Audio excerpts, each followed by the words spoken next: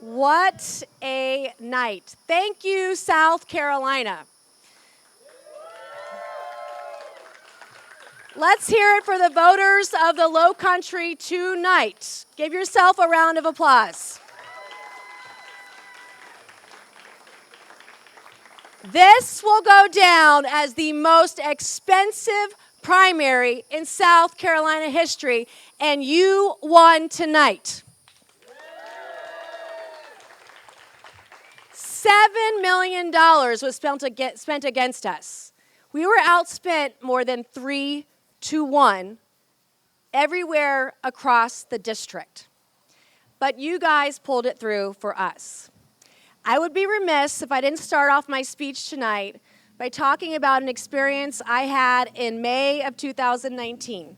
Two things happened in May of 2019. I attended church for the first time in a very long time. To my surprise, I did not spontaneously combust. The sermon that Saturday night was about being at a crossroads in life.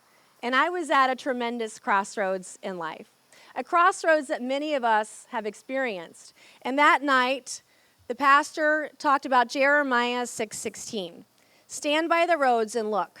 Find where the good way is and walk in it. And that night, as I had tears streaming down my cheeks, one of my kids put their hands around my waist and said, "Mama, it's going to be okay. We are going to be okay, and I love you."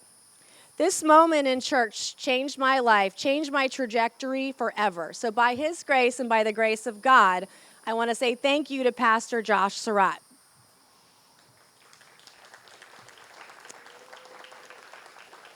The father of my children is here tonight, Curtis. I could not do this without you and your fiancée, Jen.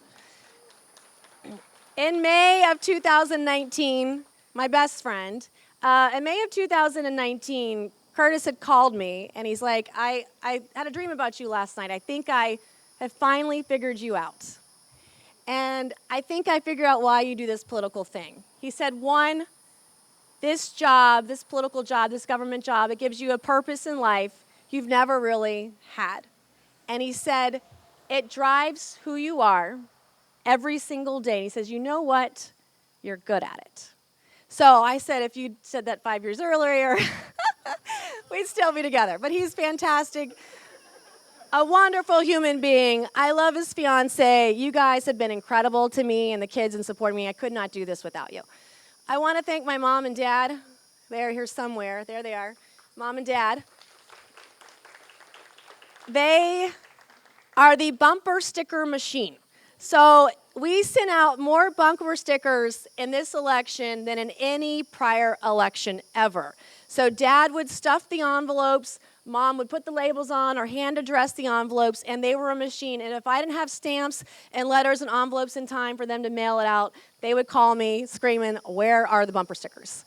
And so you guys were a machine. Thank you. I love you both tremendously. I want to thank my children, obviously, Curtis and Jen. I thanked y'all earlier. Thank you.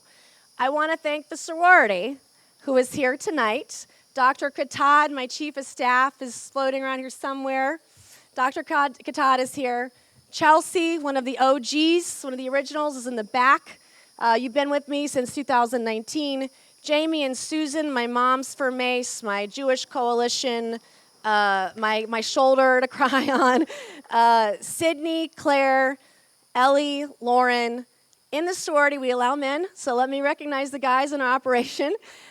John and Duke, Matthew, Whit, Doug, Woody, Patrick, Joel, the teen yard sign team, Maddox, Mike, and Miles, JC, and Dan and Gary, our event and sound operation, and last but not least, Beaufort Billy, who put out all of our yard signs, I think, in Beaufort County, you and Patrick Daly, so thank you.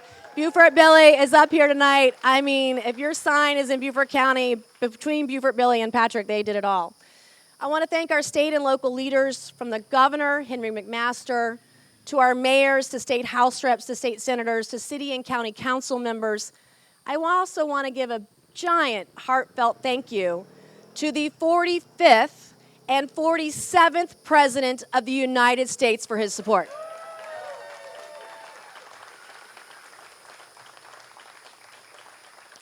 President Trump, South Carolina will have your back in November.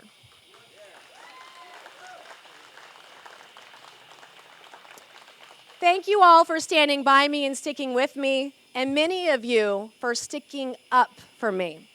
Throughout this campaign, you have done what I do in Washington. You turned out the senseless noise, and you focused on what is important to move South Carolina forward and lift all of us up. It continues to be the honor of my lifetime to represent you, the people of South Carolina. You've entrusted me with a sacred duty to be your representative in Congress. In return, I pledge to continue to represent you and your families without fear of alienating the so-called powerful Washington elite. You want to see the real power? All you have to do is look in the mirror. You, the people, are the power. It's not in Washington. You hold it in the tip of your hand. So while they might be calling the race for me tonight, tonight is really your victory. Washington has it completely backwards. They think they are in charge of your lives. And anytime someone comes along and calls them out, you get labeled as a rebel, you get labeled as a renegade, you get labeled as a rabble-rouser, and sometimes you get labeled as a maverick. They don't want their comfortable existence messed with by someone who isn't impressed with their lofty titles. That reminds them every day that Washington is not in charge. You, the people, are. I'm unafraid. I'm unafraid to stand on principle. I'm unafraid to stand up to powerful people. And I'm unafraid to stand up to powerful forces. And there are consequences for standing up to these powerful forces.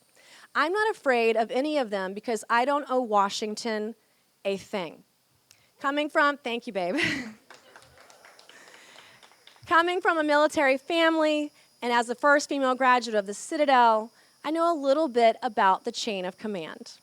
I don't work for Washington. I work for you, the people of South Carolina. I work for you, the Low Country. I work for the single moms who want to be able to afford formula and diapers. I work for the families. Thank you, babe. I work for the families who are trying to keep up to afford gas, to afford groceries, electricity, and rent. I work for the survivors of sexual abuse and victims of violent crime who want to live in a safe home and a safe neighborhood. I work for the parents who want to have a say in what their kids are being taught in our schools. I work for the police officers who deserve the respect and gratitude of the citizens they protect. I work for our veterans and the troops who are willing to take a bullet for our lives and put it all on the line to preserve our freedom. So thank you to our vets tonight. While you're at home trying to balance your own budgets, I will never be silent when Congress can't balance theirs.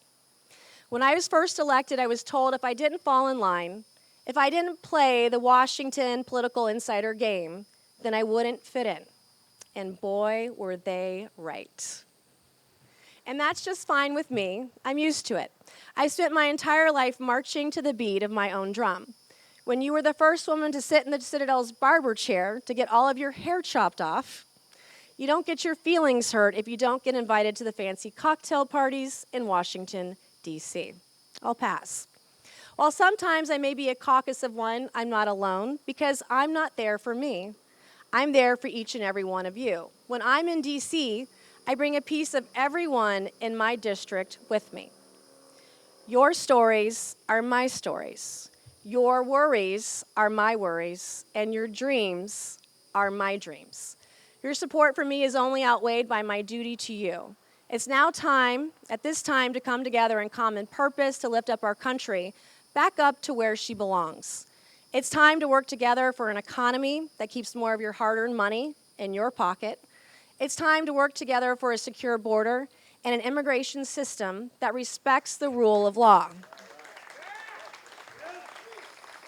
Donald Trump, it's time to work together for a rock-solid military that nobody would dare test. Because history shows us that strength preserves peace and weakness invites war. And it's time to work together for a unified love of America, a renewed sense of patriotism, a respect for all people of goodwill that these times demand and our citizens deserve. Before I went to the Citadel, I was a high school dropout working at a Waffle House on the side of the highway. Actually, delivering food to people's tables gives you a pretty good sense of how hard it is for people everywhere to put food on their own tables. Now, when I walk the historic halls of the U.S. House, I am still the same woman from the kitchen at Waffle House. While I may have traded my apron for a dress, my job is still the same. I still go to work every day to serve you and to serve the Low Country. So tonight,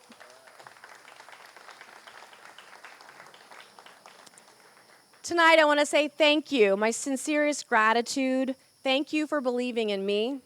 Thank you for allowing me to have the privilege to be your server. Thank you. You can clap.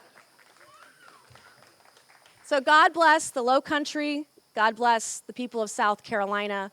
And God bless America. Let's go win this thing in November. Thank you.